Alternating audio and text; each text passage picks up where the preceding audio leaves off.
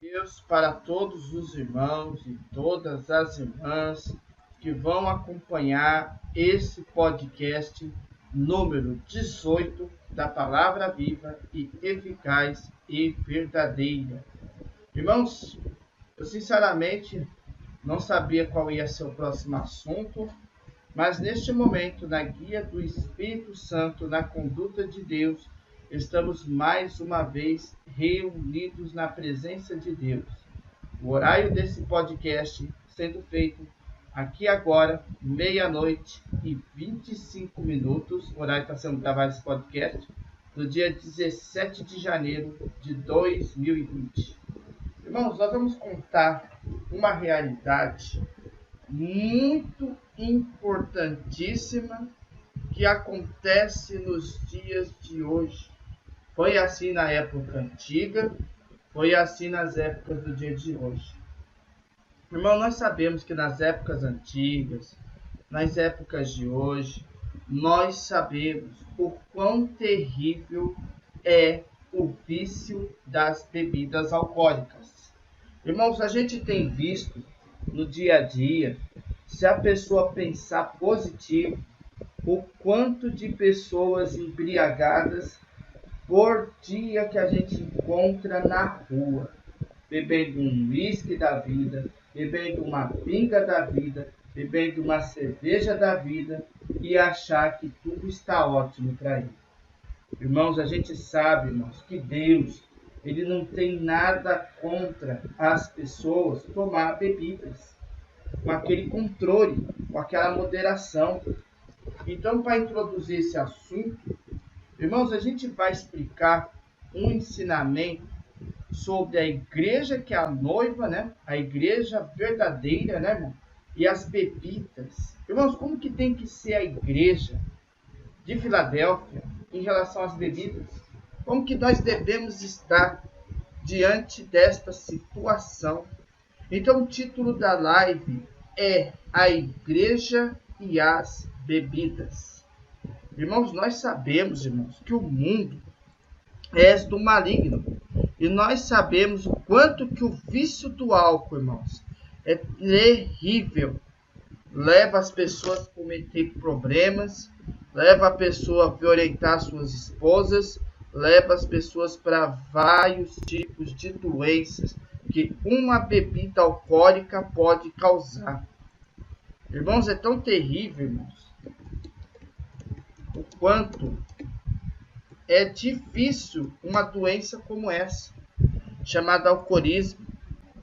A introdução, irmãos, desse assunto é que a gente vive numa época que, apesar da grande luta contra o vício das bebidas, está atingindo mais e mais pessoas cada vez mais, né, irmãos? Envolvendo-as, escravizando-as e tornando totalmente dependentes, fazendo serem conduzidas a verdadeiras tragédias, quando não lhe rouba precocemente a vida. Então, irmãos, para vocês entenderem, nós estamos no século 21 e nós vemos o quão grande número deste problema, de uma forma geral, é realmente terrível, né, irmãos? Eu vou pegar um artigo aqui para explicar para você sobre um pouco da dura realidade do alcoolismo, irmãos. Então eu vou ler para vocês este pequeno artigo para vocês entenderem o quão sério é este assunto. Ele é um pouco extenso, eu vou ler de acordo com o que está escrito no artigo. Posso acabar demorando um pouco, né?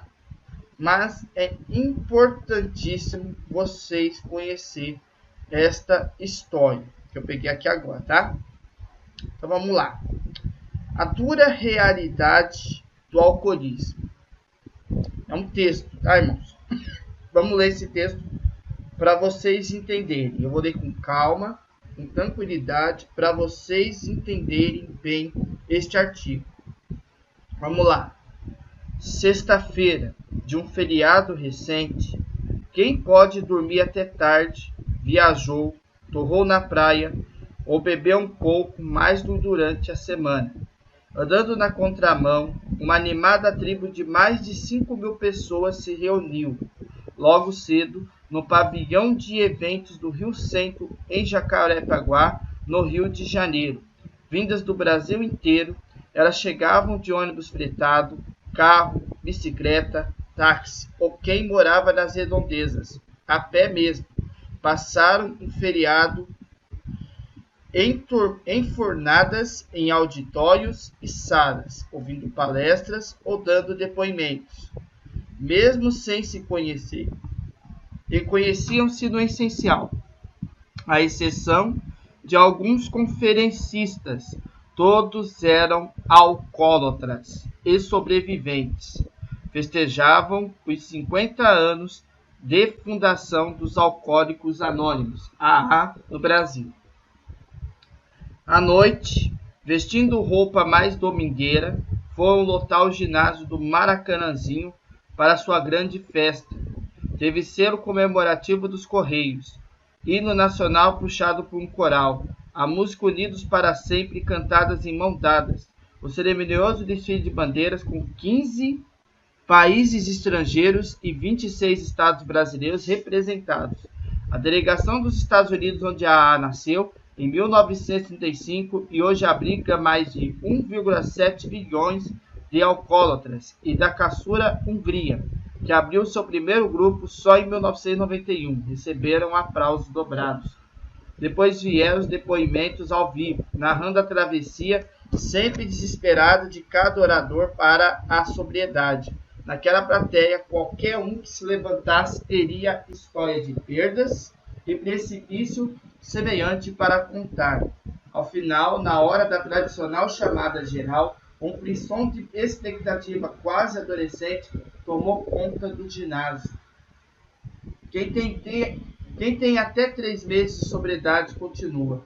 Perguntou o mestre cerimônias, ele mesmo um alcoólatra de recuperação há quase 17 anos. A quase totalidade do Maracanãzinho respondeu. Eu. Levantou-se, abraçou-se, festejou. Sentiu-se gente. Quem tem até 6 meses, 9 e 2 anos, 5. Quem tem mais de 10 anos, alguém com até 20 anos de sobriedade, continua. À medida que aumentava a contagem de tempo de abstinência, diminuía o número de homens e mulheres que permaneciam de pé, no meio da plateia, com os braços erguidos de felicidade, eram aplaudidos e se aplaudiam. No AA dependemos um do outro, e é isso que ninguém entende, tem que explicar Ronaldo, um veterano, irmãos, que não bebe há 12 anos. Ou como reza a cartilha da entidade, se o seu caso é beber, o problema é seu. Se o caso é parar de beber, o problema é nosso. Por fim, quando a chamada chegou aos 43 anos de sobriedade, só Jonas continuou de pé. Fez muita gente chorar de esperança. Ali todos sentiram na garganta o real significado daqueles 43 anos. Irmãos, isso aqui que está contando é real, aconteceu na vida real esse artigo, viu, irmão? 15.695 intermináveis dias em que Jonas não cedeu ao primeiro gole da recaída, aquele que foi descrito como a mais sedutora procissão de tochas, descendo pela sua garganta. Para quem chega ao estágio se precisar beber a intervalos delirantes, ou apenas 15 ou 30 minutos, como personagem de Nicolas Cage no filme Despedida de Las Vegas, um dia inteiro de abstinência tem a duração de uma vida. Cientes disso, montados numa sabedoria pé do chão, os alcoólicos anônimos se limitam a tentar não beber por um período de 24 horas. No dia seguinte, outras 24 horas e assim sucessivamente. Para quem está no último estágio da alcoolatria, a meta é monumental e comovente, conta Paulo. Vem aquele desespero. Eu estava no banheiro, de porta aberta, de frente para a pia, e sem coragem de olhar para o espelho. Escova os dentes ou não? Se eu escovar, vomito bílis. Se eu não escovar, vai ser o terceiro dia sem escovar os dentes. Minha ex-mulher tinha vindo ver se eu estava vivo. Veio por trás de mim, colocou a mão no meu ombro e perguntou: onde está aquele homem bonito que conheci anos atrás? Comecei a chorar. Ainda é tempo, disse-me ela. Pedi o endereço do AA. Tá vendo, irmão, como que a doença do alcoolismo é terrível?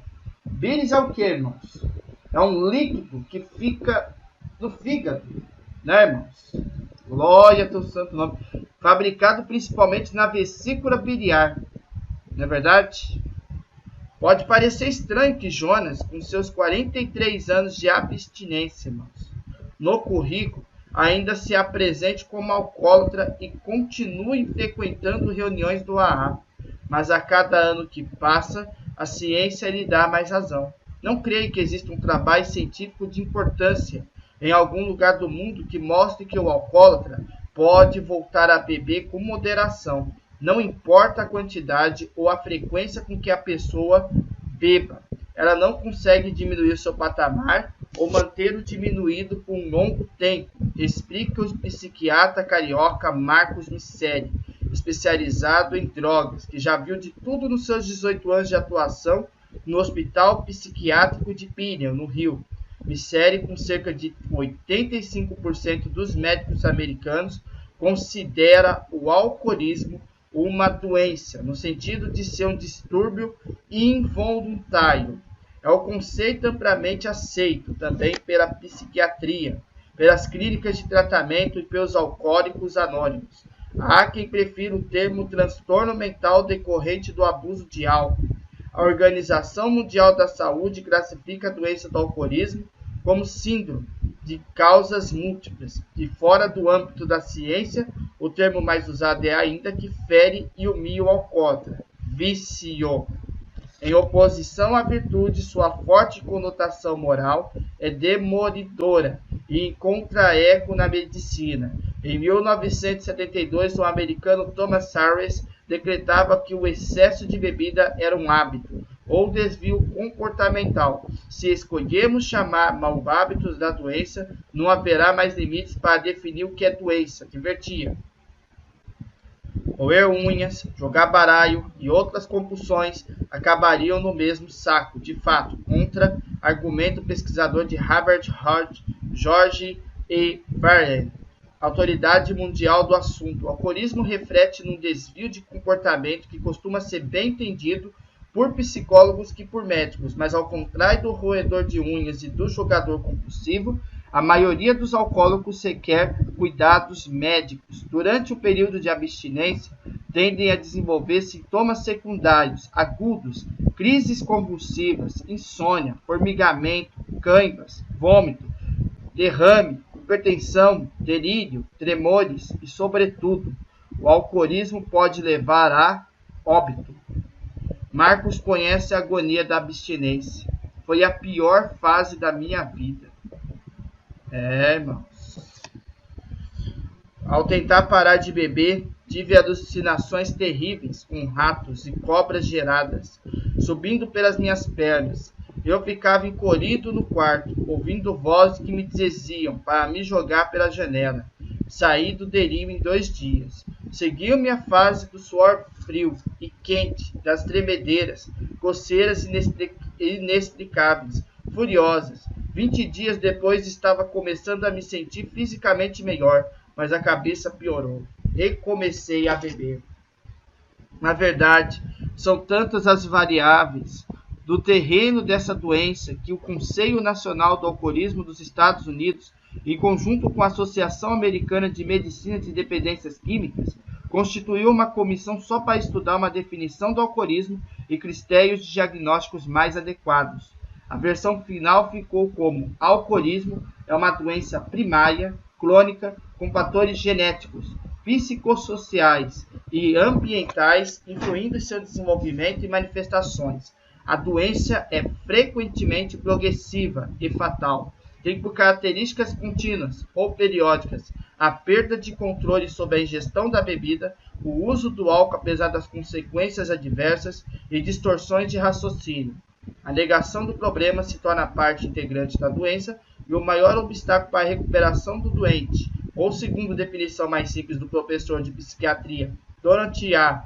W. Golding, da Universidade de Kansas, alcoólatra é a pessoa que bebe. Tem problemas crescentes pelo fato de beber. Quer parar de beber, mas continua bebendo. Parece simples, quase frustrante na sua banalidade, mas nada nos 6.000 anos de convivência da humanidade com a bebida alcoólica é óbvio e simples. Definir o exato momento em que o abuso do álcool merece ser catalogado como alcoolismo é tão difícil como cravar o ponto exato em que a cor amarela se torna verde, ou como saber no caso de câncer que o momento da primeira célula se torna maligna. E há um padrão. A condição se manifesta de certa maneira, progride de modo bastante previsível e acaba também da forma mais ou menos conhecida. Segundo Gold, autor de 8 livros sobre o assunto, o típico alcoólatra caucasiano começa a abusar da bebida em torno dos 20 anos, desenvolve os primeiros problemas, depois dos 30 anos é hospitalizado, caso seja. Antes dos 40 é identificado como alcoólatra, por ele ou por terceiros. Entre os 40 e os 50 anos, o alcoolismo depende da observação a longo prazo. Adverso americano Violent, autor do trabalho seminal, selecionou um grupo de 660 jovens americanos como amostra e acompanhou seu relacionamento com a bebida alcoólica ao longo dos 40 anos seguintes, quando já beiravam a terceira idade. Pode comprovar quanto o consumo normal de bebida se funde imperceptivelmente o consumo patológico e quanto é tênue a fronteira entre o chamado hard drinker, o bebedor pesado que abusa do consumo de álcool, e o alcoólatra, aquele cujo organismo necessita de álcool para voltar a funcionar normalmente, ou que desenvolveu uma dependência psicológica da garrafa, conta Ronaldo. Chega-se a um ponto que a bebida vira remédio, usava para dormir e acordar. O organismo pedia para fazer a barba sem cortar a orelha. Me levantava às 5h30 da manhã, ia até o bar para beber 3 cervejas geladas. Sentia diminuir o tremor das mãos e estava em condições de fazer a barba e ir trabalhar. A agonia agora é o trajeto do micro-ônibus até o centro sem beber. Olha que terrível esse artigo, irmãos. Que realidade, né? Sabe-se hoje que no início do processo não há diferença entre o bebedor social e um futuro alcoólatra. O alcoolismo não é hereditário. As pessoas bebem por questões psicoemocionais e criam dependência por questões fisiológicas, que existe um fator genético de predisposição ao consumo excessivo de álcool. Em outras palavras, geneticamente, ninguém tem compulsão para a bebida. Ou, como descreveu a revista americana Western Nursing York Report, nenhum gene pode fazer com que você compre uma garrafa de uísque e verta no copo e tome toda. Mas com o passar do tempo, a pessoa com predisposição genética cria tolerância ao álcool. Ela costuma ser fatal. O jovem que faz sucesso nas rodas da noite por sua capacidade de beber muito, sem ficar embriagado, é o mais forte candidato alcoólatra de amanhã. Do ponto de vista do diagnóstico do alcoolismo, porém, o que conta não é a quantidade de álcool ingerida, e sim o conjunto de sintomas que disso resultam. Winston Churchill, por exemplo, bebeu mais do que vários alcoólatras ao longo de seus 90 anos de vida. Isso mesmo, irmãos, 90 anos de vida. E foi considerado bebedor social.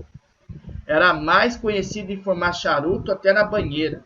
Por sorte, pesava perto dos 100 quilos. Se um piloto de avião magrinho viesse consumir um volume de bebida semelhante, provavelmente estaria internado e demitido. A equação do caso é dada pela quantidade de álcool no sangue de cada um.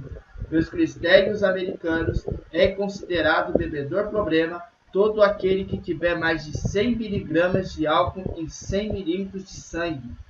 Tradução não literal: 4 ou mais doses de bebidas para um adulto de mais de 70 kg. E o que deve ser chamado de dose. Pelo padrão internacional, a dose ou unidade equivale a 12 gramas de álcool etílico, isto é um mísero copo de chope, ou de vinho, ou 2 dedos de uísque, vodka ou cachaça. Não é de hoje que a humanidade bebe. Só no Antigo Testamento, aqui já entra um pouquinho na Bíblia, né, irmãos? há mais de 50 referências ao uso inadequado da bebida, a começar por Noé, que bebeu vinho e se embriagou. E de lá para cá, houve todo tipo de flutuação de consumo, dependendo da disponibilidade de água potável ou de fatores como a introdução do chá e do café a preços acessíveis. No final do século XX, a média mundial estagnou em torno de 10% da população mundial com problemas físicos, psicológicos ou sociais por beber, e nem propaganda maciça dos meios de comunicação parece alterar significativamente esse padrão de consumo. A pesquisadora Lana Pinsky, do Instituto de Psicologia da USP, e coautora com o professor Ronaldo Laranjeira, do livro O Alcoolismo, analisou 2.107 comerciais de TV para sua tese sobre propaganda e bebidas alcoólicas e constatou que há mais comerciais de bebidas alcoólicas na televisão brasileira do que de bebidas não alcoólicas, cigarros, medicamentos ou automóveis. E quando se analisam vinhetas, ou seja, comerciais curtos de no máximo 5 segundos de duração, bebidas alcoólicas lideram o ranking à frente de outras categorias fortíssimas, como serviços bancários e aparelhos domésticos. Hoje a sociedade não faz coisa senão convidá-lo a beber, não é? E quando você faz parte dos 10% que se tornarão alcoólatras, ela simplesmente o rejeita, constata, com amargura, um empresário que chegou a cronometrar a velocidade do ônibus que passava na frente de sua casa para se jogar abaixo do momento exato. Assim não seria suicídio, e sim atropelamento.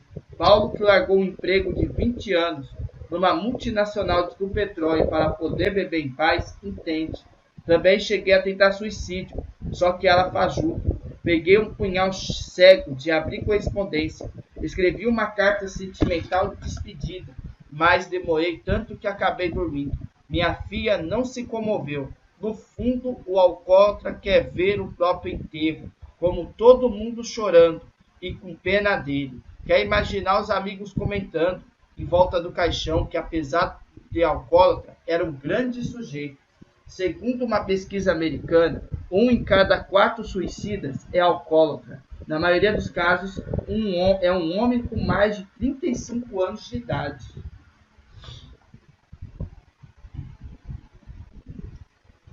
Vamos continuar o artigo. Historicamente, a bebida sempre foi usada com 3 objetivos básicos. Primeiro, alívio de angústias, contato com o sobrenatural e busca do prazer. Nisso se inclui, é claro, a mora mestra, que se inicia na bebida. O seu efeito desinibidor, ferramenta para melhor socialização, isso vale para indivíduos de qualquer idade, raça, sexo, futuros alcoólatras ou não. Talvez tenhamos uma potencialidade à adição, arrisca o psiquiatra Miceli. Segundo alguns trabalhos de antropologia que analisam vestígios de plantas e múmias, o fato do ser humano separado em alguns sítios se tornando sedentário ocorreu por ele ter entrado em contato com substâncias que modificam o estado mental. Variações culturais à parte, Israel é o país onde se bebe menos. Olha Israel, irmãos. Olha o país, centro do relógio de Deus, né, irmão? Do fim dos tempos. É o país onde se bebe menos. A França é campeã e algumas raças ocidentais têm deficiências de enzimas que metabolizam o álcool. Uma coisa é certa, o álcool tem sido um método de intoxicação mais popular da cultura judaico-cristã, ou como adentrou Friedrich Nietzsche no século XIX, cristianismo e álcool são os nossos 2 maiores narcóticos. Um dos motivos pelos quais o alcoolismo levou tanto tempo a ser incorporado às preocupações da medicina é que, ao contrário da diabetes ou da hipertensão, ele é falsamente associado a prazer. Os bêbados consagrados pela literatura, cinema e artes em geral sempre pareceram invejáveis demais para serem considerados doentes. Nenhum ser humano, nenhum poema ou música, nenhum livro ou pintura pode substituir o álcool no seu poder de dar ao homem a ilusão de criar, escreveu a francesa Marguerite Duras. A natureza nos deu a embriaguez natural do sono. Mais de 8 horas de sono não basta. É preciso estar bêbado de todas as mentiras vitais, ensinou Paulo Mendes Campos na antológica crônica Por que Bebemos Tanto Assim? O melhor da vida está na intoxicação, proclamava Lord Byron, o romântico dos românticos. E mais de um século depois, o escritor Ernest Hemingway emendada: a vida é uma opressão mecânica e a bebida é o único alívio. Já na vida real, a intimidade com álcool é tudo, menos criativa. Richard Burton, o magistral ator de teatro e cinema que imortalizou uma galeria de beberrões com problemas, era ele próprio alcoólatra. Mas jamais conseguiu interpretar nenhum deles quando estava alcoolizado. Eu tinha de estar sóbrio para ser convincente no papel do bêbado. Na vida real, o que sobra para o alcoólatra é o deprimente papel de bobo da corte. Ele pensa que está se divertindo, mas na verdade está apenas divertindo os outros. Observe Verena, que já passou pelo amargor de ver o marido empresário numa festa a rigor, engatinhando no meio do sarão, de Smoke, tentando morder o cachorro da casa. Na vida real, a cerebrada voz rouca de Ângela Rorô não encanta seus vizinhos e vem, e de vez em quando seminua, nos corredores do edifício em que mora. Na vida real, o genial Zeca Pagodinho acorda num quarto de hotel em Nova York, ensanguentado. Pergunta à esposa se ela está com a daqueles dias. Leva a maior bronca e só então percebe que está decepado o pedaço de um dedo na mão, sem lembrar de como. Na vida real, o empresário e artista plástico Antônio Macho, hoje abstêmio e pacato morador da cidade histórica de Tiradentes, foi encontrado debaixo de um carro à saída de uma festa, soluçando pela morte de Elis Regina, que ocorrera anos antes. Na vida real, Walter Clark esbarrou num amigo frequentador de Alcoólicos Anônimos, no restaurante Plataforma do Rio de Janeiro 10 dias antes de morrer. Combinaram de se encontrar, mas não é para falar de esquivou-se, saiu curvo, andando com dificuldade, foi atropelado dias depois, alcoolizado. O médico psiquiatra Luiz Renato Carazai, de 37 anos, formado na Universidade Federal do Paraná, estudioso de ponta de dependências químicas, explica como tudo começa. O bebedor normal, social ou moderado é aquele que bebe menos do que o necessário para ter problemas médicos, sociais ou psicológicos. No Brasil, 82% da população adulta se enquadra nessa faixa. Desses, uma média de 30% vai desenvolver algum tipo de problema: gastrite, úlcera, problemas sociais legais, ocupacionais, brigas, separação, violência. Mais da metade dos acidentes de trânsito, por exemplo, está ligado ao consumo de álcool. Nas delegacias da mulher, 87% das agressões também. Na área profissional, o álcool é responsável por um abstêmio galopante. Nas segundas-feiras e após dias de pagamento ou feriados, quem bebe falta 10 vezes mais do que os demais funcionários. A produtividade é 20% menor e o índice de erro bem maior. São os chamados bebedores problemas, que abusam do álcool em vários momentos. Desses, é consenso mundial que 10% se tornarão dependentes. Para descrever a ladeira abaixo da dependência, Carazai costuma contar a palavra da grade regressiva. É uma sequência humilhante que parte de um alcoólatra de 40 anos de idade. Quando ele começa a beber, tem comportamento de um jovem de 20. Tudo é nota 10, tudo é festa, tudo é ótimo. Se continuar bebendo, comporte-se como se estivesse 15. Tudo está ótimo, com a condição que seja do jeito dele. Ao beber mais um pouco, baixa para no máximo 5 de idade. Tudo está ótimo, do jeito dele, mas tem que ser na hora que ele quer. Não pode esperar nem 10 minutos. A etapa seguinte é a regressão para os 2 anos. Deixa de se preocupar com a aparência, não toma banho, não se importa com a roupa. Por fim, quando perde o controle dos afincteres, cai da cama, machuca-se, lembra um bebê de 2 meses de idade. Obviamente, ele parece não estar bem. Começa a culpa. Surge o sintoma da negação. Mesmo com hálito alcoólico, dirá que não bebeu nada. Mesmo que totalmente embriagado, dirá que só tomou uma cervejinha. Começa a construir desculpas racionais. Fui a um jogo com amigos, até bebo, mas só em festa. Passa a marcar reuniões em casa, faz churrasco no fim de semana. Rodeia intensamente de amigos, porque se ele beber sozinho dará muito na vista. Por fim, admite que bebe, mas por ter problemas, não aguento mais minha mulher. O chefe é um cretino, falta dinheiro, meu time perdeu, está completamente atorado na necessidade orgânica da bebida. Um mecanismo psicossocial faz com que beba, e um mecanismo fisiológico o impede de parar de beber. O corpo do alcoólatra passa a depender da bebida quase quanto de oxigênio ou comida. Ronaldo lembra da solidão.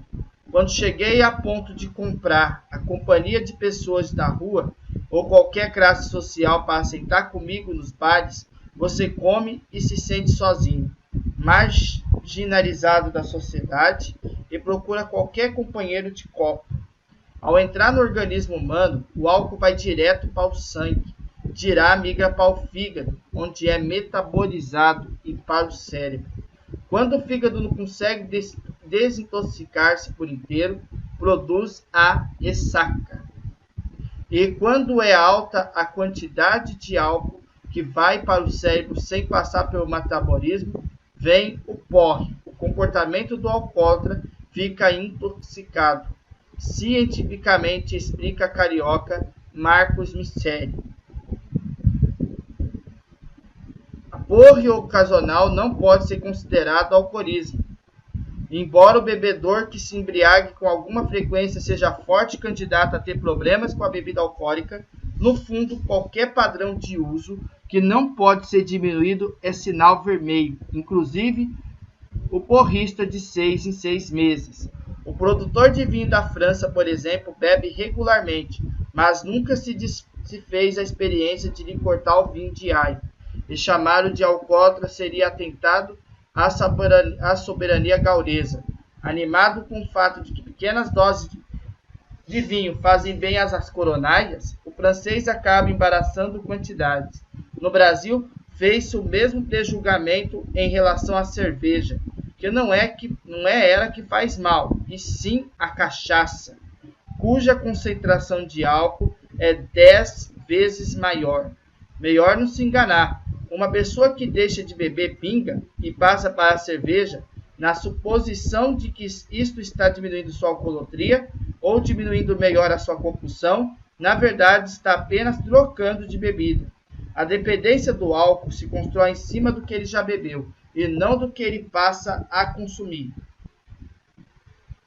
Em consumo per capita, aliás, o Brasil ostenta uma sobriedade surpreendente. Dados de 97. 50 litros de cerveja por ano contra 90 litros nos Estados Unidos e a enxurrada de 170 litros do ambiente tcheco. No ramo dos destilados, os dados são mais suspeitos. Segundo estatísticas, o Brasil estaria num bem comportado do 28º lugar, mas nessa conta não está computada toda a produção clandestina de cachaça em alambiques de fundo de quintal. Luiz Renato Serassai, que está fazendo um levantamento pioneiro sobre quando e como o dependente busca tratamento, vem observando uma mudança animadora. 20 anos atrás, o brasileiro procurava ajuda por volta de 55 anos. Com um quadro já grave, hoje as clínicas recebem pessoas de 30, 40 e 50 anos, que chegam menos castigadas, permitindo uma condição de recuperação e sobrevida maior. a detecção melhorou, porque a quantidade passou a reconhecer com mais segurança que o alcoolismo é o problema causa, e não a consequência de outros problemas. Também se avançou bastante no aperfeiçoamento da farmacologia para tratar dos sintomas mais agudos da abstinência. Hoje já se consegue perceber em qual área do cérebro ou outro medicamento vai surtir o efeito mais preciso. Mas atenção, remédios antidepressivos não curam o alcoolismo, apenas a doença paralela.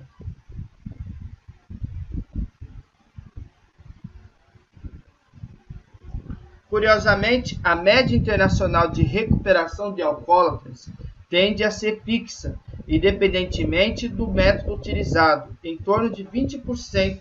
O que varia são os critérios para considerar alguém recuperado.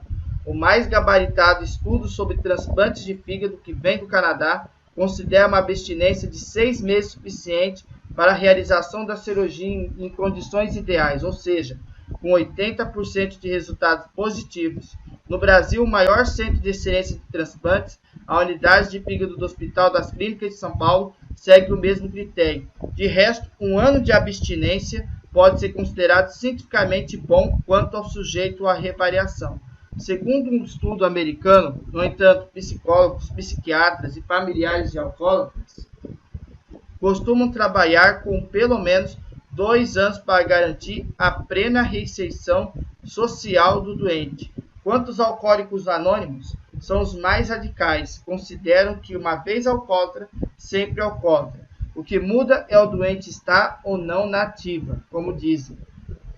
Os especialistas sustentam que tratamentos baseados na redução gradual do consumo de álcool não são eficazes. Se eu der menos, não supre a necessidade do alcoólatra. O tratamento recomendado é parar de beber. Tapar a garrafa, ponto. Garante Karazai. O estudo longitudinal do americano George Varian dá razão. No grupo que estudou por 4 décadas, o retorno ao consumo social e controlado se revelou exceção. Segundo especialistas, a recaída ocorre emocionalmente muito antes dela acontecer de fato. O alcoólatra começa a mostrar mais irritado, mais agressivo, tudo incomoda. Parece estar faltando algo na vida dele. Ele vai criando armadilhas para si próprio e vai se encurralando. O período da maior turbulência se estende dos 6 meses aos 3 anos de abstinência, justamente quando ele começa a relaxar, achar que está tudo bem e que não precisa ser mais tão assíduo nas reuniões do AA ou no consultório médico. Nossa doença é cruel e traiçoeira, comenta um veterano. Você dá um passo sem ser convidado a beber. Toda esquina tem um botequim aberto. Na televisão, os anúncios mais sedutores são de bebida. Nos restaurantes, a primeira pergunta do garçom é o que você vai beber. Em meados dos anos 70, o economista John Kennedy Galbraith já se espantava com o fato de que nos Estados Unidos, a maioria dos negócios era fechada ou por telefone, ou com participação da bebida alcoólica, e frequentemente em condições de intoxicação avançada. No final dos anos 90, o governo americano gastava $200 milhões no ano em que as pesquisas e companhias de educação contra o alcoolismo, enquanto a indústria do setor gastava 10 vezes mais que $2 bilhões. No Brasil, segundo o Ministério da Fazenda, 97, a arrecadação do governo com bebidas chegou a 1,8 bilhão de reais, mais do que o lucro líquido da Telebrás, Petrobras e Vale do Rio Doce somadas. Em contrapartida, no currículo de 6 anos de medicina, apenas 6 horas da aula versam sobre o alcoolismo. Em maio de 97, o Senai de São Paulo entrou em uma arena distribuindo a ferramenta útil em 60 de suas escolas e centros de treinamento. Um CD-ROM pioneiro intitulado Umas e Outras, com linguagem clara e direta para seus alunos adolescentes. Ótimo, uma vez que apenas 5% dos adolescentes brasileiros acreditam que o álcool seja uma droga. No jovem, a iniciação à bebida costuma ser bem mais suave do que o cigarro. As pesquisas mostram que a primeira tragada costuma ser um ter prazer. Com álcool, a adesão é mais imediata. No momento em que um jovem coloca álcool em seu organismo, ele se sente mais tranquilo, mais solto, mais enturmado. E quanto maior o potencial do prazer da droga, maior o risco da dependência. Hoje a garotada começa a beber entre os 12 e os 13 anos de idade. No Brasil, há baradas que nem sequer servem água e uma coisa vai puxando a outra. E a experimentação com drogas entre jovens que bebem exato passa a ser regra, não exceção. Um estudo com 320 pacientes revelou que o alcoólatra puro está em extinção. Como explica o psiquiatra gaúcho Paulo Knepp, autor do livro Prevenção de Recaída, enquanto o processo da dependência psicológica da cocaína pode chegar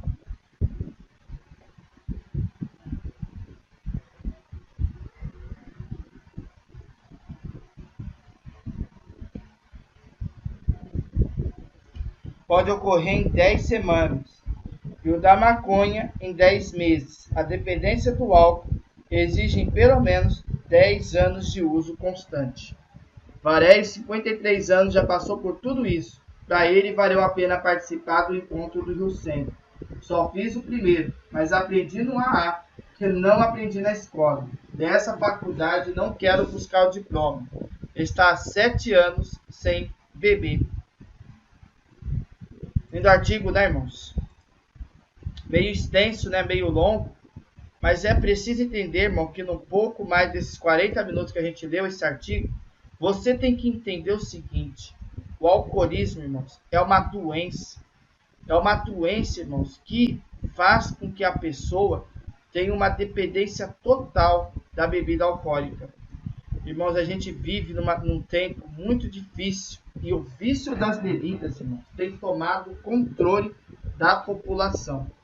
Vamos ao termo desta palavra, desse assunto-chave, lá em Provérbios. É um verso só, irmãos. Provérbios, capítulo 20, versículo 1. Olha o que fala aqui, ó. Quem bebe demais fica barulhento e caçoa dos outros. O escravo da bebida nunca será sábio. Até aqui, irmãos. Só isso. Beber demais da conta. Beber, encher a cara, né, irmãos? A pessoa fica barulhenta. A pessoa caçoa dos outros. E o escravo da bebida jamais será sábio.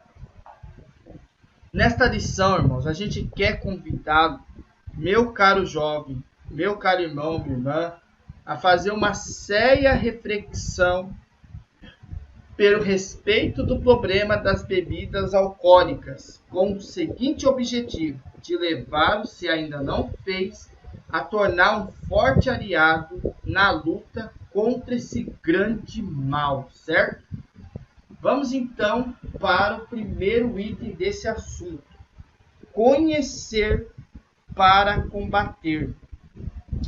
As bebidas alcoólicas, elas se constituem em um dos maiores males do nosso presente século.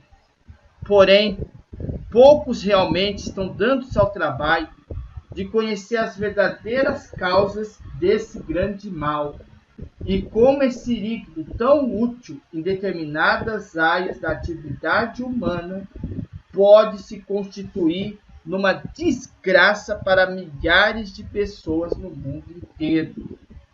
É muito possível que a palavra álcool tenha se originado do árabe alcohol, que significa espírito maligno.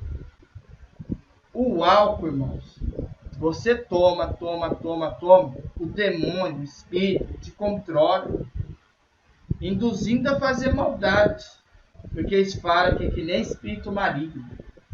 O álcool, irmãos, é obtido, ele é feito, tá, irmãos? Ele é obtido através da fermentação dos sumos açucarados da origem vegetal, a qual ela é provocada por certas bactérias, saprófitas ou fungos. O que são saprófitas? Vamos ver. O que é saprófitas? Dicionário.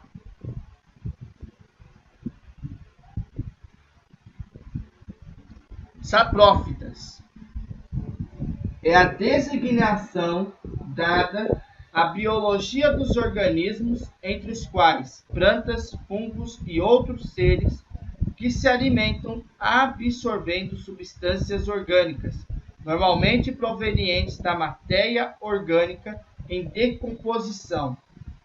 Tá vendo aí, ó? Eles alimentam absorvendo substâncias orgânicas, certo? E são fungos também, leveduras que transformam a glicose do álcool e gás carbônico. Pode-se obter álcool a partir do amido de batatas, mandioca e cereais, os quais são transformados em glicose. São submetidos à fermentação. Veja a seguir, então, uma lista das principais bebidas alcoólicas e o seu teor alcoólico, bem como seu preparo, dividido em duas partes, tá? Irmãos, nós estamos explicando, mas a gente vai chegar na reflexão da palavra de Deus. Mas vamos começar, então, conhecendo alguns tipos comuns de bebidas alcoólicas fermentadas que existem no mercado. Então, no item A, nós vamos falar das bebidas alcoólicas fermentadas. Vamos lá. Vinho. O vinho, você não tem dúvida que ele é obtido através da fermentação natural do suco da uva. Ou seja, ele vem da própria uva. E a sua fermentação, através dessas bactérias e desses fungos, fazem com que ele vire um vinho. Vinhos compostos, obtidos pela maceração de ervas amargas do vinho, certo? Ele deixa o vinho até mais forte, né? Através da maceração de uvas amargas ao vinho. O que é maceração? Vamos ver.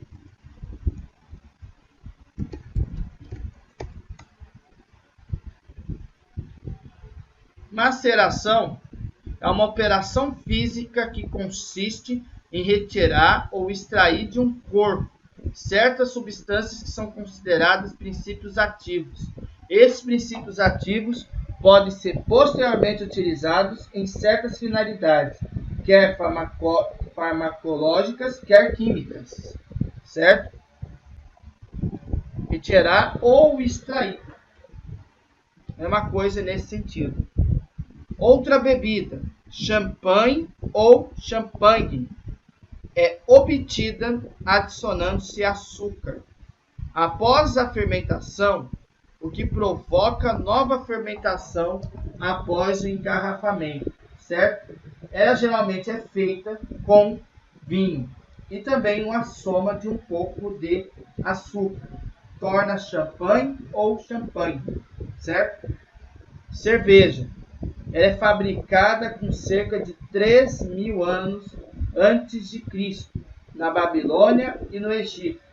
A cerveja, em outras palavras, irmãos, elas são feitas através da levedura, que é da bactéria, que não está marcando, mas só vocês terem uma ideia. Ela vem da fermentação da cevada, que é a planta que é usada para fazer a cerveja, chamada cevada. Chopp é obtido pela gaseificação da cerveja. Em Munique, a taxa per capita do consumo de cerveja é de 366 litros anualmente. Por outro lado, a taxa de incidência de cânceres no aparelho digestivo e a cirrose hepática é a mais alta do mundo. O teor alcoólico de todas essas bebidas situa-se entre 32 GL e 18 GL, certo? Agora vamos para as bebidas alcoólicas destiladas.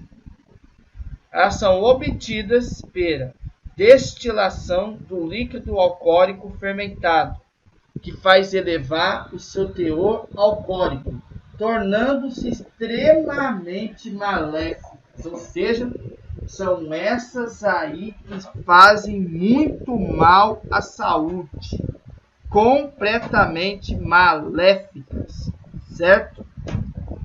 Quais são algumas dessas bebidas? Vamos lá.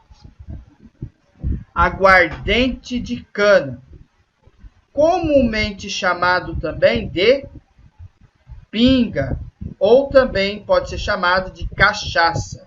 Aguardente de cana é a mesma coisa que significar assim de cachaça, ou também um outro nome comum chamado também de aguardente, né, de cana, ou cachaça, ou o que for, né?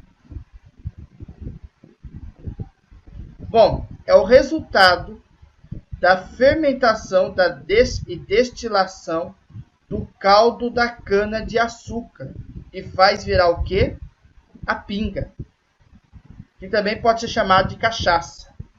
No Brasil, consome-se mais de 1 litro para cada 10 pessoas anualmente, mais do que o consumo de leite, que é conhecido, né, irmãos? Um whisky ou whisky, ele é preparado com o amido de cereais, milho, centeio, aveia e cevada. Olha só. Você pensa, cereais, milho, centeio, aveia, cevada. Quando você come os cereais, o milho, centeio, a aveia, a cevada, é uma delícia, né, irmãos? Muito crocante, é muito bom. Mas aí você tira o amido delas. Através do amido, faz então a fermentação e vira essa bebida forte, chamada whisky ou whisky, né, irmãos? Ele é uma bebida, irmão, vai dizer, originária da Escócia. E esse aqui, então, né? Aperitivos amargos. Olha aí, ó. São usados para abrir o apetite. São extremamente maléficos pelas seguintes razões. Primeira dica, são preparados com álcool impuro de indústria, tá? Álcool impuro de indústria. Segundo, são ingeridos com o estômago vazio. Terceiro, possuem essências e tinturas muito tóxicas. O teor alcoólico dessas bebidas fortíssimas situa-se entre 40 GL e 50 GL, tá? É gramas por litro, tá? Vai dizer. GL é gramas por litro. Vamos então para o item 2. Se você já conhece as bebidas alcoólicas, tá aí, né?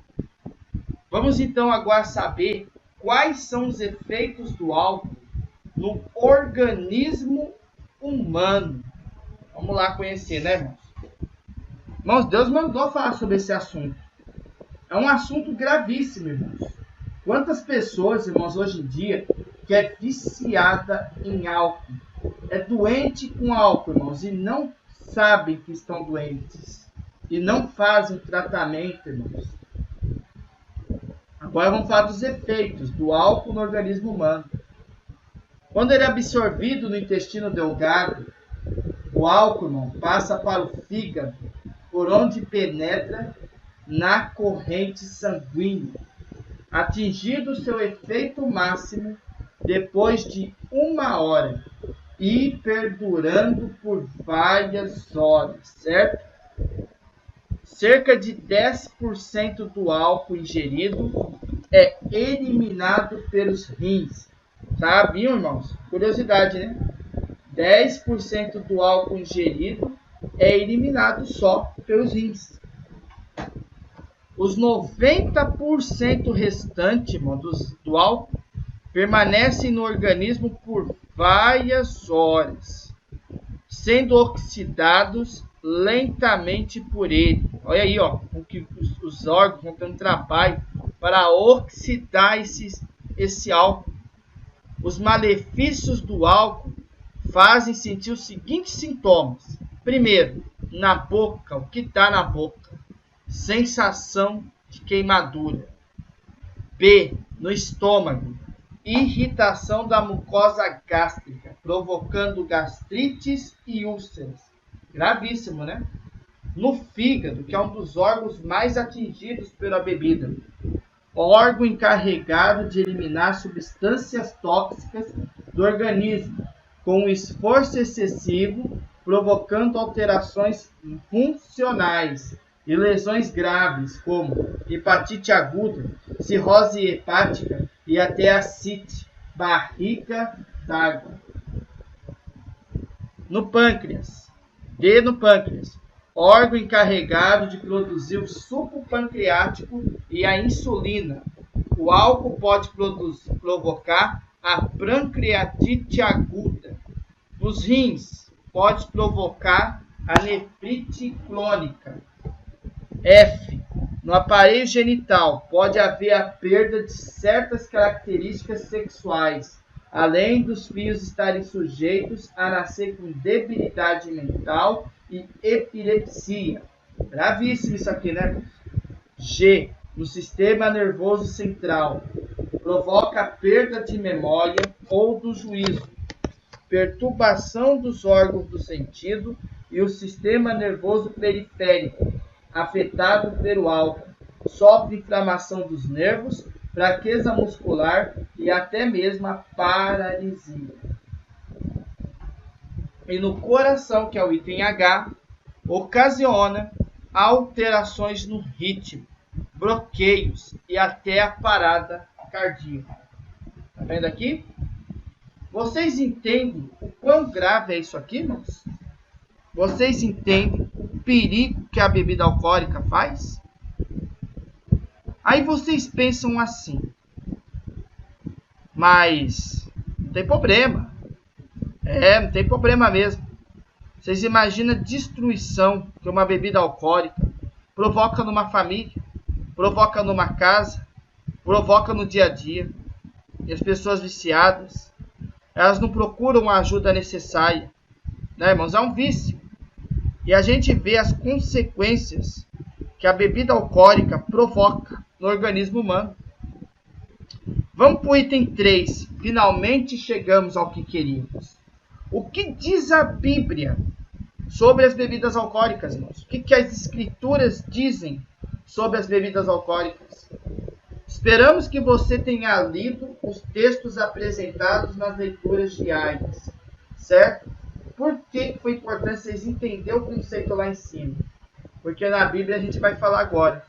Esperamos que você tenha lido, entendido os textos apresentados nas leituras diárias. Se não fez, pedimos que faça agora mesmo. É muito importante. Então vamos lá.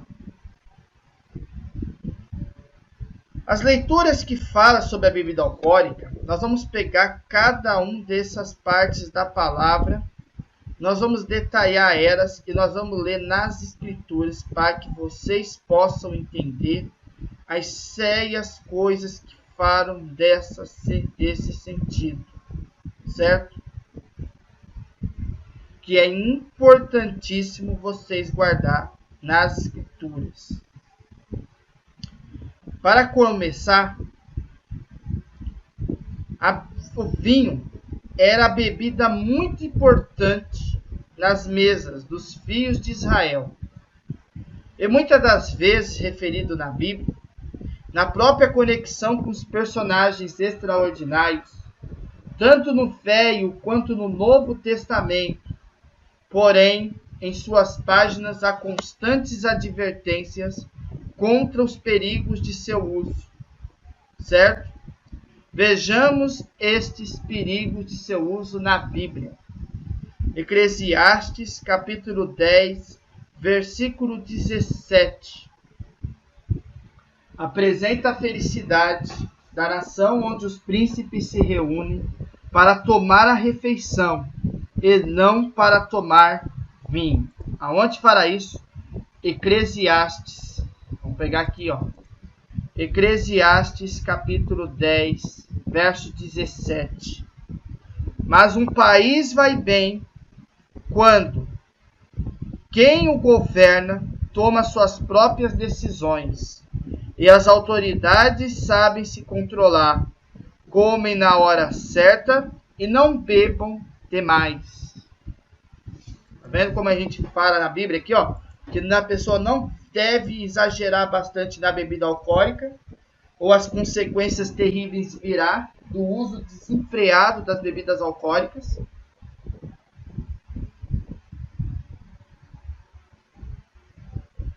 Vamos continuar. Isaías capítulo 5, versículo 11, versículo 12. Severas advertências apresentadas pela expressão ai. Isaías, irmãos, é um livro que fala muito sobre o fim dos tempos. Fala dos tempos difíceis que vem na terra. E no capítulo 5, no versículo 11 e 12, dá a advertência dos bêbados. Vamos ver o que fala aqui, ó. Ai do que passa o dia inteiro bebendo cerveja e vinho. Olha aí, irmãos. Desde a madrugada até tarde da noite e ficam completamente bêbados. Nas suas festas, há músicas de harpas e de liras e de pandeiros e de flautas e muito vinho para beber. Eles não se importam com os planos de Deus, não ligam com os planos de Deus, não se importam, não estão nem aí com os planos marcados por Deus. Não estão nem aí, não querem saber das coisas de Deus. O Senhor nem levam em conta com o que ele está fazendo. Ou seja, não tem maturidade. Sabe, quando a pessoa está embriagada, eles ficam completamente bêbados. E dentro das festas, irmãos, eles nem pensam sequer dentro dos planos de Deus. Né? Eles não se importam com Deus. Eles não se importam com o Senhor. Então eles nem levam em conta do que ele está fazendo naquele momento. Enchendo a cara de cachaça, enchendo a cara de vinho, enchendo a cara de cerveja, enfim, só ocupado com suas bebidas. Né? E Deus fala advertência séria aqui, ó. Ai dos que passam o dia inteiro bebendo cerveja e vinho, desde a madrugada até tarde da noite, ficam completamente bêbados. Não é o que a gente observa no dia a dia de hoje? Quantas pessoas, irmãos, que vivem casamentos, relações com sua mulher, e vivem embriagados, e vivem no vício da bebida alcoólica. Como depende tanto da vida, depende tanto do álcool, porque o corpo torna dependente, né, irmão? Vai na cara, enche a cara de cachaça num bar, na rua, e enche a cara. Enche. E Deus dá advertência. Que as pessoas ficam completamente bêbadas. Sem noção nenhuma do que está fazendo. Sem nenhuma noção do que está falando. Por quê? Porque isso é uma advertência severa que Deus está dando para quem enche a cara de cachaça, de vinho, de bebida, etc. Então isso aí é uma coisa que a gente observa muito no dia de hoje. E a pessoa chega do bar e fica violento com a sua mulher, bate, violenta. Não é assim que acontece no dia de hoje, irmãos? A pessoa perde a paciência, bate facilmente, grita, bate, violenta. Não tem controle. O demônio possui e usa com palavras torpes, pesadas. Faz graças, faz brincadeira de mau gosto e ainda perde o sentido do equilíbrio. Aí o que acontece? A pessoa cai e dorme e tem uma difícil noite. Por quê? Vai ter as consequências da ressaca. Vocês estão entendendo o quão isso é grave? O quão isso é terrível? Glórias a Deus, irmãos. É advertências que Deus dá. Provérbios capítulo 23, versículo 20 e 21. Um apelo incisivo, quase um clamor. Nós temos um clamor dado em Provérbios 23, versículo 20 e 21. Olha aí que Deus está falando aí, ó. Não ande com gente que bebe demais, nem com quem come demais. Deus está falando não só dos bêbados aqui. Estou falando dos glutões também. Daqueles, por exemplo, que vivem, por exemplo, em glutonarias, né, irmãos? Mas esse não é o caso desse estudo, né? Mas não ande com gente que bebe demais, que leva você para o mau caminho, que leva você para o bar para encher a cara de cachaça, de bebida, né, irmão? Tá falando, um apelo, fica longe deles. E olha a coisa grave que Deus fala aqui, ó. Porque tantos beberrões, olha aí, ó, como os comilões, vivem com sono e acabam na pobreza, vestindo trapos. Por quê? Usam seu dinheiro todo para sustentar a família, para encher a cara de cachaça, para encher a cara de bebida em algum lugar, né? E aí gasta toda a grana para dar bebida, ficar com vício, quer ter prazer naquele momento, né? Não consegue se conter, não consegue perceber que é enfermo, não consegue perceber que é doente, né, irmãos? Então é uma advertência. Fica longe dessas pessoas que querem levar você só para sua ruína. Fica longe. Deus não quer você que ande com essas pessoas que bebe demais da conta, que é embriagada, que é viciada no alcoolismo. Lucas capítulo 5, verso 11. Agora nós falamos da Bíblia. Capítulo 5, verso 11. Olha aí, ó. Eles arrastaram... Deixa eu ver. É Lucas, né?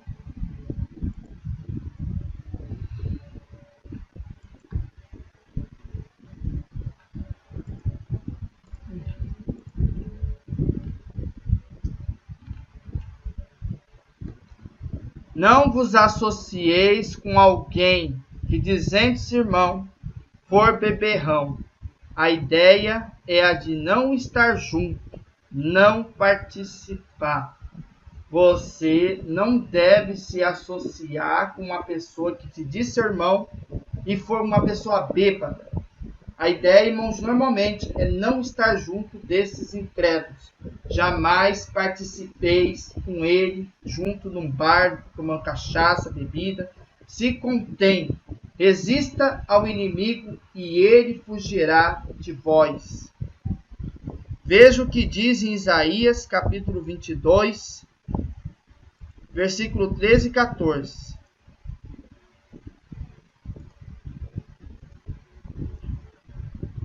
Olha aí que Deus fala aqui, ó.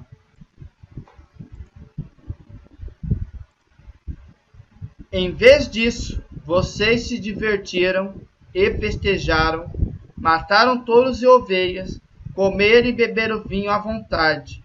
Vocês diziam, comamos e bebamos, porque amanhã morreremos.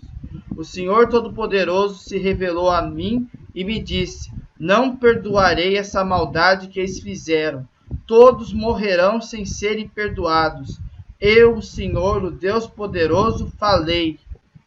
Não fiquem tomando vinho, não fiquem à vontade, porque essa maldade que vocês fazem jamais vai ter perdão até que morrais, diz o Senhor. Tá vendo? Cuidado com seus exageros, cuidado com o seu vício, controla. Glória ao teu santo nome, Senhor. Porque nós sabemos, irmãos, que Deus não tem agrado nenhum para quem enche a cara de cachaça, para quem enche a cara de vinho, etc. E não tem controle. Vamos continuar aqui. O andar dignamente, aqui Paulo exorta os crentes de Roma, excluir as orgias e as bebedices. Aí, tá vendo? Romanos capítulo 13, verso 13. Vivemos decentemente, como pessoas que vivem na luz do dia. Nada de farras, ou bebedeiras, nem imoralidades, ou indecência, nem brigas, ou ciúmes. Olha as bebedeiras aí, ó. Nada de bagunça, nada de estar em farras, nada de estar enchendo a cara, né? Nem na luz do dia, né, irmãos? Nada dessas coisas. Não fica na imoralidade, no meio de imoralidade sexual, não seja indecentes, não fique envolvido com brigas, não fique envolvido com ciúmes.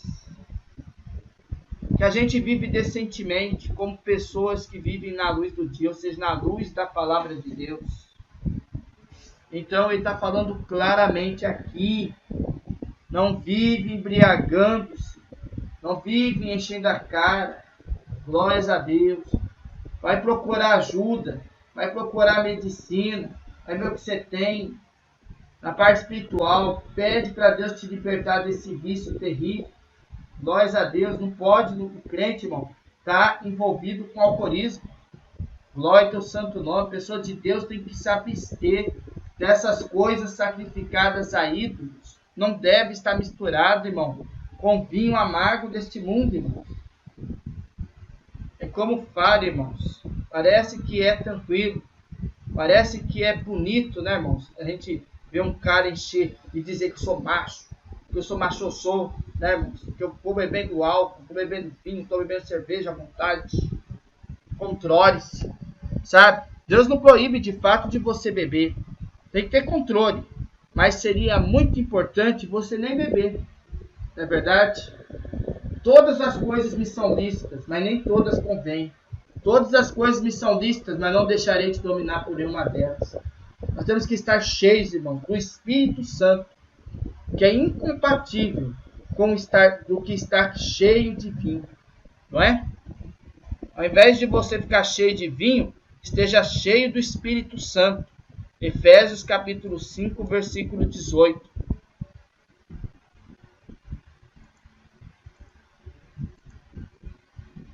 Não se embriague, pois a bebida levará vocês à desgraça. Tá vendo aí, ó? Mas encham-se do Espírito de Deus. Ao invés de você perder seu tempo enchendo a cara de cachaça, enchendo a sua cara de bebida alcoólica, por que você não pede para estar cheio do Espírito Santo? Por que você não pede, ao invés de você estar cheio de vinho? Né? Porque não tem compatibilidade. Estar cheio do próprio Espírito Santo é incompatível com que estar cheio de vinho. Não tem sentido nenhum. Você está com vinho e você está com o Espírito Santo. Ou você anda com Deus, ou você anda com o mundo. Glória ao santo nome, Senhor. Para Pedro, a prática da bebedice era própria dos gentios, daqueles que não tinham Deus na sua vida. 1 Pedro, capítulo 15.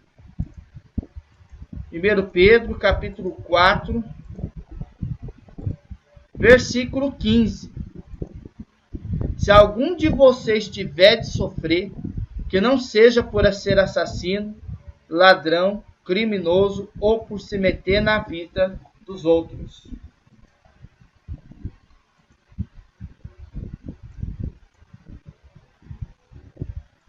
Tá vendo aí, irmãos?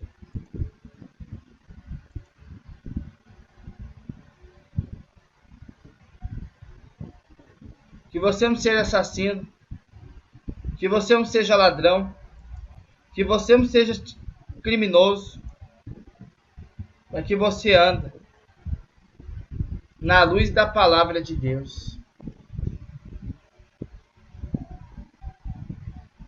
O próprio Paulo, ele enumera entre os frutos da carne a bebedice.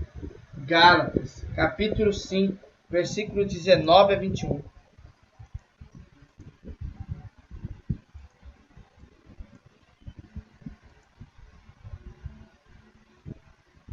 Olha aí, ó. As coisas que a natureza humana produz são bem conhecidas. Elas são imoralidade sexual, a impureza, as ações indecentes, a adoração de ídolos, as feitiçarias, as inimizades, as brigas, as ciumeiras, os acessos de raiva, a ambição egoísta, a desunião, as divisões, as invejas, as bebedeiras, as farras e outras coisas parecidas com essas. Repito o que já disse: os que fazem essas coisas não receberão o reino de Deus. Está vendo aí? Não receberão o reino de Deus. Não podem fazer parte. Não podem. Porque um dos frutos da carne que está descrito aí é a bebedice. Bebedice é o que, irmãos? O que é a bebedice?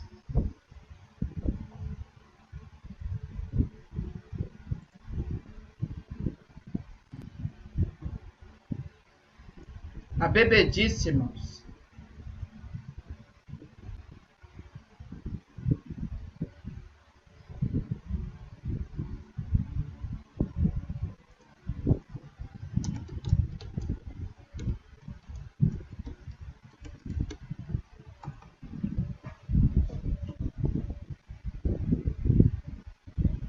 é o vício da embriaguez. É o vício da embriaguez. É o hábito de se embriagar. É o vício de beber, de ingerir bebidas alcoólicas, alcoolismo. Condição da pessoa bêbada, embriagada, bebedeira, embriaguez. A bebedice é uma grande enfermidade que nunca se cura por remédios morais. Não tem como a pessoa se curar com remédios morais simplesmente.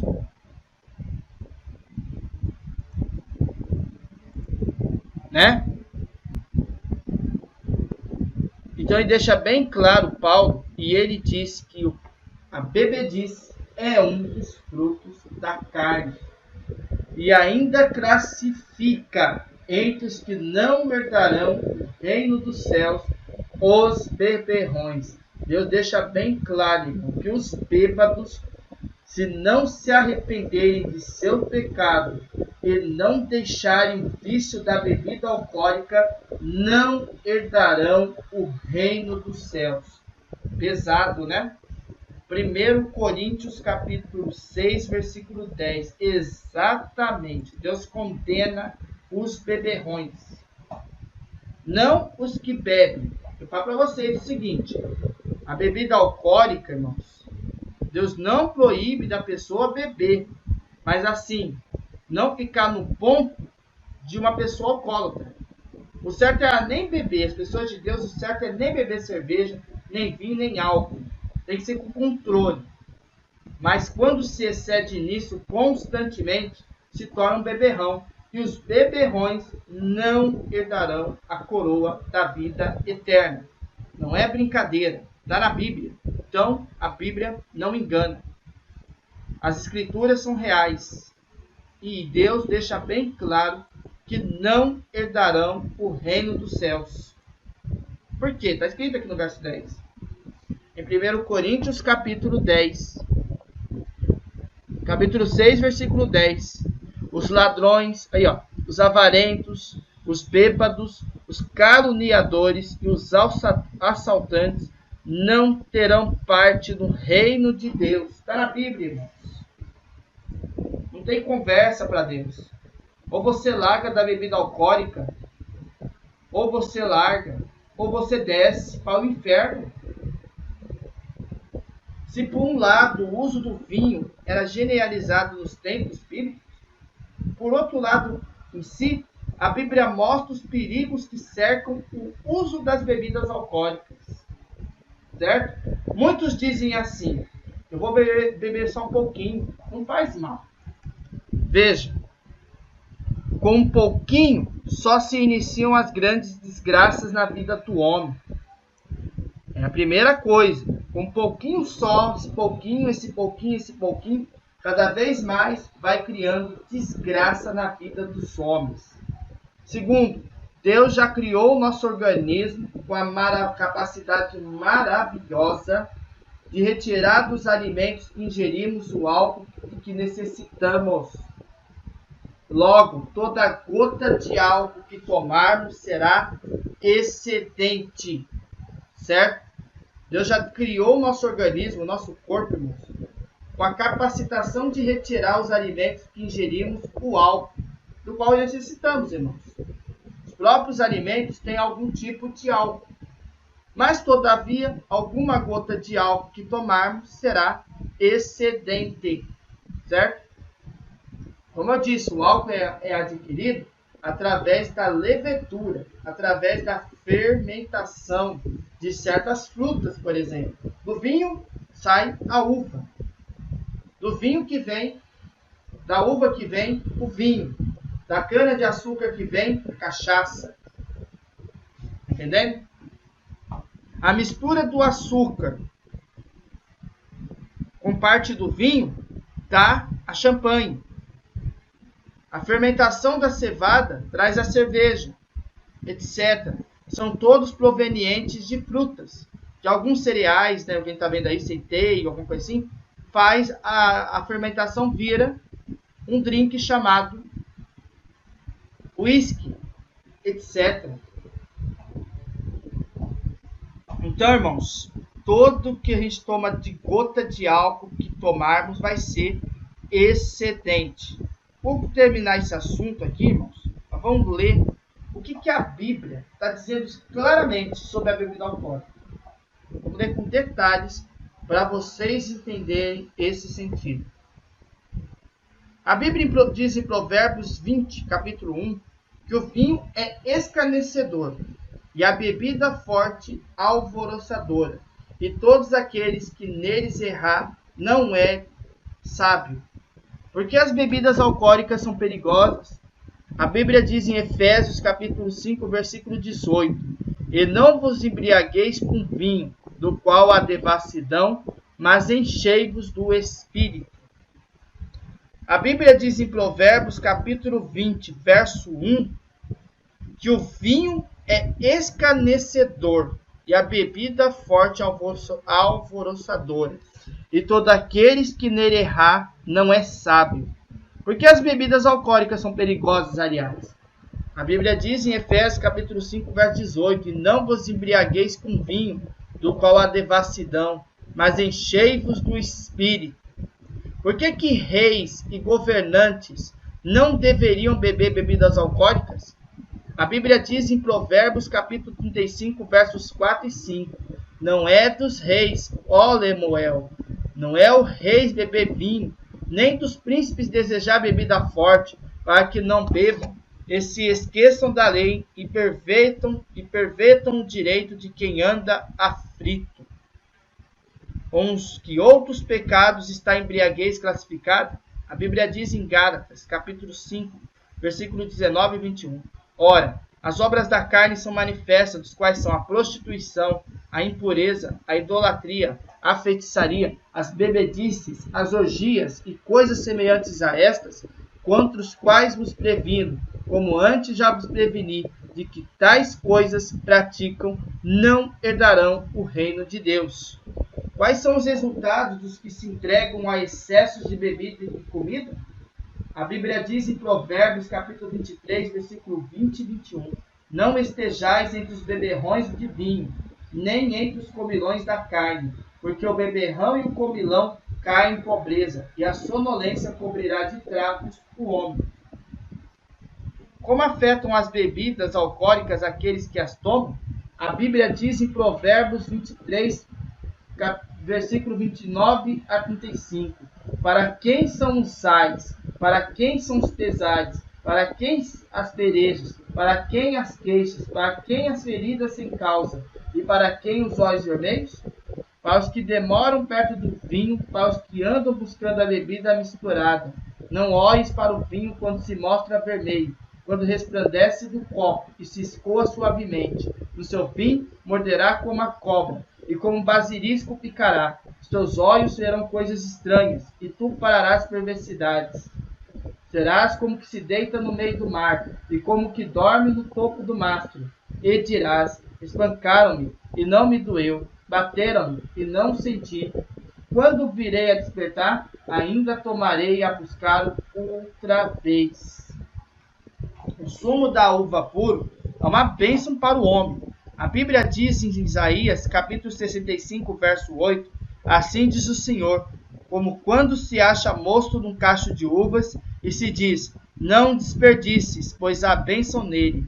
Quer comais, quer bebais, e façais qualquer outra coisa, fazei tudo para a glória de Deus. 1 Coríntios, capítulo 10, versículo 31. Então, o que Deus está falando aqui sobre a bebida alcoólica? Não exageres. Nem, se você é de Deus realmente, procura nem experimentar, nem ver o que é. Porque isso aqui, irmãos, é terrível. Esse negócio de bebedices. Aí você pensa, e você vai ter uma ideia. Mas o que isso faz? Né, irmãos? Deus deixa isso bem claro, irmãos. E nós sabemos, irmãos, que isso é muito sério. É muito sério mesmo.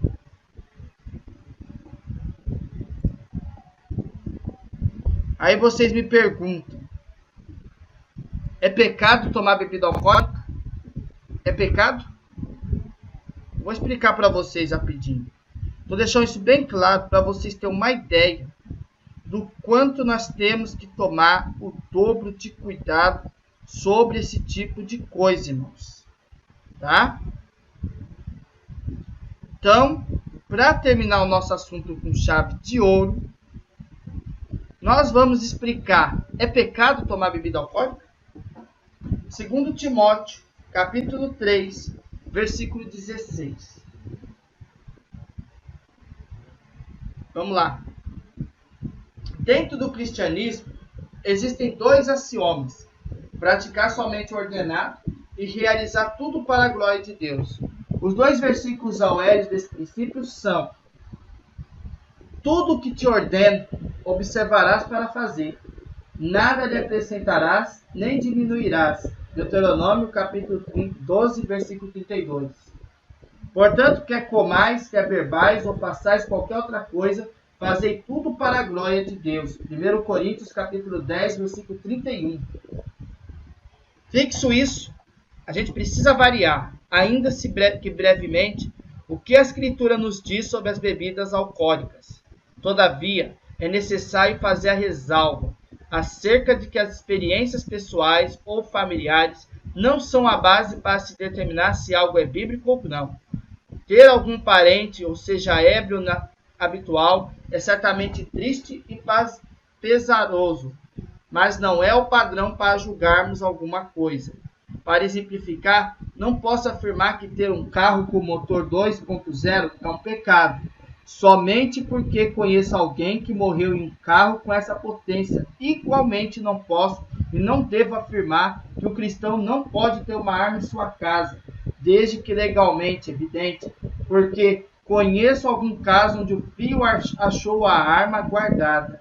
Em ambos os casos, o problema não é o objeto, o carro e a arma, mas sim a imprudência de que manejam tais bens móveis. Não podemos aferir certo e errado a partir do nosso ponto de vista. É preciso deixar a Bíblia falar por si mesma. Vamos lá. Primeiro item. Embriagar-se é um pecado? O primeiro ponto comumente levantado é o fato de a Bíblia proibir a embriaguez. E por isso ser melhor o cristão a abster, ou seja, se afastar, a fim de que não caia em pecado. Este fato é um ótimo conselho. Aquele, pois, que cuida está de pé. Olhe, não caia. 1 Coríntios capítulo 10, versículo 12. A Bíblia registra algumas ocorrências com respeito à embriaguez, de modo especialmente a condenar. Noé, após o dilúvio, louvou o Senhor, plantou uma vinha, mas bebeu do vinho e embebedou-se. Gênesis capítulo 9, versículo 21. Grifo meu. Na lei de Deus, entre tantos pecados dignos de morte, lista a desobediência ligada a embriaguez e bebedices. Quando alguém tiver um filho contusmaz e rebelde, que não obedecer à voz de seu pai e à voz da sua mãe, e castigando-lhes, lhes não der ouvidos, então seu pai e a sua mãe pegarão nele e o levarão aos anciãos da sua cidade e à porta do seu lugar, e dirão aos anciãos da cidade: este nosso filho é rebelde e contumaz, não dá ouvidos à nossa voz, é um comirão e um beberrão. Então todos os homens da sua cidade o apedrejarão até que morra, e tirarás o mal do meio de ti, e todo Israel ouvirá e temerá. Vendo? Naquela época, eles castigavam com pedras, e matavam, e tiravam o mal do meio de ti. Todo Israel ouvia e temia, ou seja, eles pegavam as pessoas embriagadas, bêbadas, e matavam apedrejadas. Pois é. Deuteronômio capítulo 28, versículo 18 a 21. Grifo meu. Registra o Senhor por meio do profeta Isaías. Ai dos que levantam pela manhã e seguem a bebedice e continuam até a noite, até que o vinho os esquente. Isaías capítulo 5, versículo 11. A embriaguez é assemelhada à punição de Deus. Tu também serás embriagada e te esconderás. Também buscará força por causa do seu inimigo. Deixa eu ver.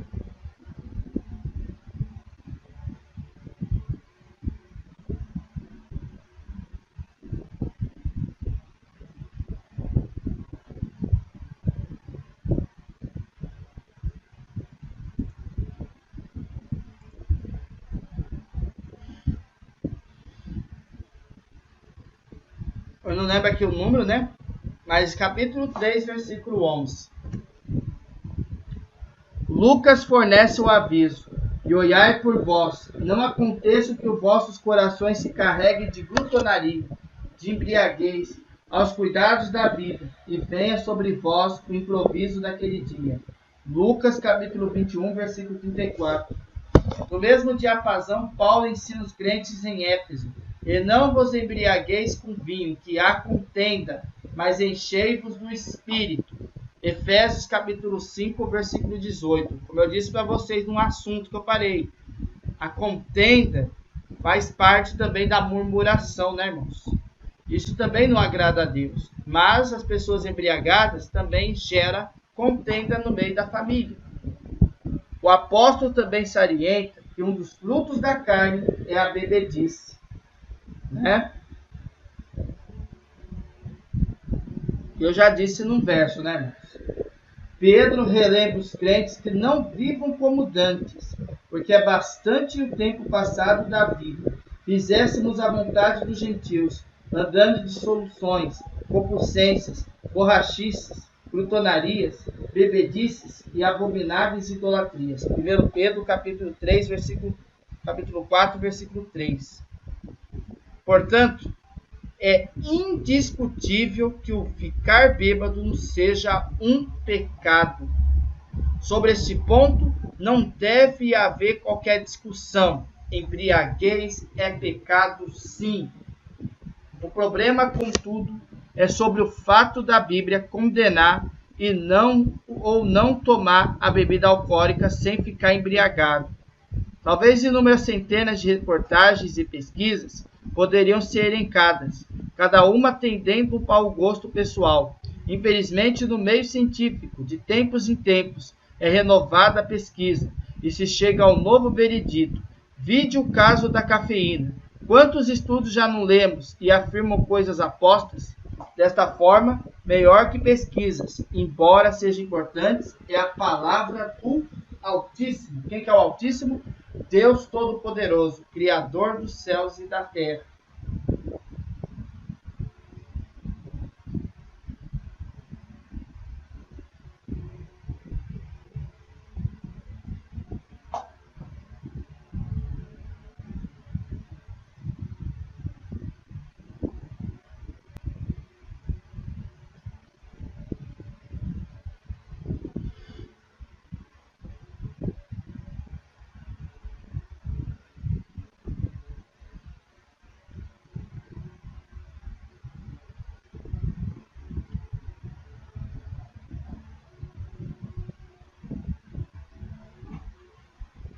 estou vendo aqui uma análise aqui, irmãos, desse assunto aqui.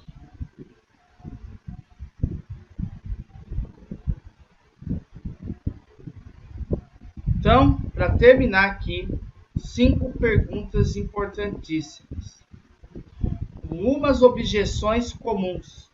Primeiro, a bebida destrói famílias? Resposta: sim. Isto é verdadeiro, mas carros, drogas, jogatinas e mulheres também destroem. O fato de algo ser usado para o mal não caracteriza o mal por si mesmo. Devemos tomar o cuidado para não usar argumentos que fujam das Escrituras. Caso, ao contrário, vamos distorcer passagens bíblicas e tudo virará uma verdadeira anarquia. Segundo, a bebida mata pessoas? Respostas: claro que não é verdade, né, irmãos? Uma arma de fogo não mata alguém sozinho. Ela precisa ser utilizada. Ademais, devemos tomar cuidado com a hipocrisia, pois possivelmente morrem mais pessoas devido ao alto índice de colesterol e glicose do que de cirrose. Cirrose, irmão, você sabe, né? É uma das doenças provocadas pelo excesso de álcool no sangue. E no caso se acumula no fígado, né? Provocando a cirrose hepática. Terceiro, a bebida faz as pessoas dirigir sem controle? Resposta: verdade. Mas a culpa, novamente, não é da bebida. Não podemos acusar a montadora Volvo por criar um carro que alcança a velocidade de 300 km por hora. A culpa é de quem, prudentemente, senta no volante e, além de violar as leis de trânsito, que devem ser obedecidas, veja Romanos 13, põe em risco os demais.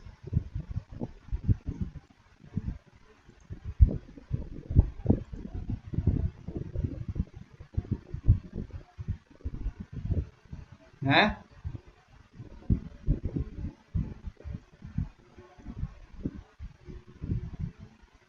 Quarta pergunta. A bebida vicia? Verdade. Todavia não é relativo. Inúmeras pessoas, a maioria certamente, consegue beber socialmente. O problema, como tentei deixar evidente, é que muitos não sabem se controlar. E para esses é melhor nem beber. O pastor Joel Breck, que é em um de seus vídeos, conta a história de um membro de sua igreja que confessou não poder escutar música country porque ele causava tentação. A resposta do pastor foi no sentido de pedir aos demais irmãos da igreja que não mais ouvissem esse estilo de companhia do irmão. Se Dr. Breck tivesse afirmado que a música country é pecaminosa por si mesma, então teria agido extremamente contrário às Escrituras. Ou seja, bebida alcoólica vicia, mas ela é relativa. 5. Não há como saber quando se está embriagado? Não é verdade. A Bíblia nos diz que um dos frutos do Espírito Santo é o domínio próprio, temperança. Não há como aferir quando cada pessoa poderá tomar. O que devemos observar é sempre a importância de abster toda aparência do mal. O cristão não deve se questionar até quanto pode tomar, como se desejasse chegar à beira da embriaguez. Sim, o quanto pode tomar sem que dê vazão às tentações. É dever imperioso o vigiar constantemente e não abusar, chegar perto do pecado em si, tá? O próprio Jesus, irmãos, tomou um pouco de vinho na festa, mas ele não se embriagou. É verdade, irmãos?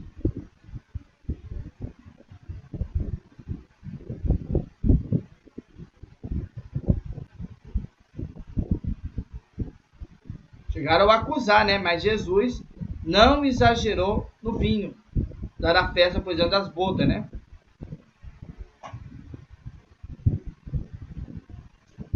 O Paulo, irmão, claramente ele censura a embriaguez, não o vinho fermentado, tá?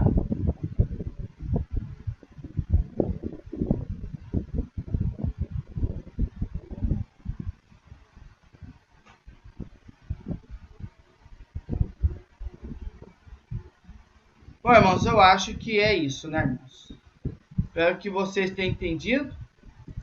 A situação da bebida, irmãos, é muito séria. Então, para você entender, nós temos que fugir do vício da bebida. Viva para glorificar a Deus unicamente, irmãos, em espírito e em verdade. A bebida é um vício terrível, mas tem cura através de Deus, através da vontade de Deus no teu coração. Você tem que procurar ajuda médica, sim, que o alcoolismo, irmão, é uma doença, tá? É uma doença. Mas também tem que pedir auxílio para Deus, para você poder fugir da bebida alcoólica. Então, para terminar, nós vamos ler o Provérbios, capítulo 23, versículo 19 a 35. Fuja do vício da bebida, viva para glorificar a Deus. Vamos lá, então. Provérbios, capítulo 23, né? Versículos 19 a 35. Vamos lá. Conselho importantíssimo, hein?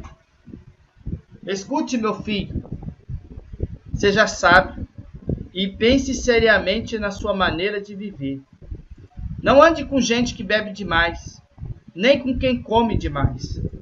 Porque tanto os beberrões como os comilões vivam com sono e acabam na pobreza, vestindo trapos. Escute o seu pai, pois você lhe deve a vida, e não despreze a sua mãe quando ela envelhecer. Compre a verdade, a sabedoria, a instrução e o bom senso, mas não venda nenhum deles. O pai tem um filho correto, e sábio ficará muito feliz, e se orgulhará dele. Faça que seu pai se alegre por causa de você. Dê à sua mãe esse prazer. Meu filho, preste atenção no que eu digo e siga o exemplo da minha vida. As prostitutas e as mulheres imorais são uma armadilha perigosa, sem saída. Como ladrão, elas esperam pelas suas vítimas e tornam muitos homens infiéis. Quem é que grita de dor? Para quem são as tristezas? Quem é que vive brigando e se queixando? Quem é que tem os olhos vermelhos e ferimentos que podem ter sido evitados? É aquele que bebe demais e anda procurando bebidas misturadas. Não fique olhando para o vinho que brilha no copo e com a sua cor vermelha e desce suavemente, pois no fim ele morde como uma cobra venenosa. Você verá coisas esquisitas e falará tolices. Você se sentirá como se estivesse no meio do mar, enjoado, balançando no alto do mastro de um navio. Então você dirá: alguém deve ter batido em mim. Acho que levei uma surra, mas não lembro. Por que eu não consigo levantar? Preciso de mais um gole. Fuja do vício da bebida alcoólica. Você tem Deus na tua vida. Saiba que as bebidas alcoólicas não são proibidas de você tomar, desde que você tenha controle. Deus não condena você beber, né? Mas Deus condena o alcoólatra. Deus condena as pessoas que são envolvidas com a bebida e vivem se embriagando constantemente. O alcoólatra, como diz, não herdará a coroa da vida eterna. Se ela não se arrepender de seu pecado, não deixar a prática da bebida alcoólica, não procurar um tratamento, não andar nos caminhos de Deus, ela não vai ser salva. Então, raciocina. O alcoolismo é uma doença, mas Deus tem a cura para você. Se arrependa de seus pecados. Vai procurar uma ajuda da medicina. Pede ajuda para Deus também te libertar. Tirar as toxinas do teu corpo e tornar você um novo homem e uma nova mulher de Deus. Conhecereis a verdade, e a verdade vos libertará. Tudo é milícia, mas nem todas as coisas convêm. Todas as coisas me são lícitas, mas não me deixarei de dominar por nenhuma delas. Leia as Escrituras, aprende da palavra de Deus, para que você tenha direito da salvação eterna, tá bom?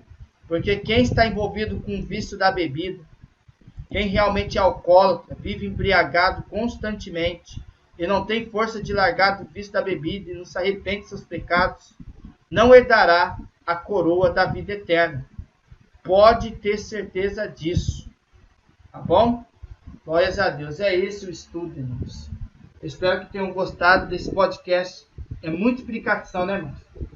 Do assunto em si que a gente explicou da bebida alcoólica. Fuja da aparência do mesmo. Fuja do mal e ele fugirá de vós. Fiquem com a paz de Deus. E até o próximo podcast. Aqui mesmo, a palavra viva e eficaz verdadeira. Fiquem com a paz de Deus. E até o próximo podcast, se Deus quiser. Fui!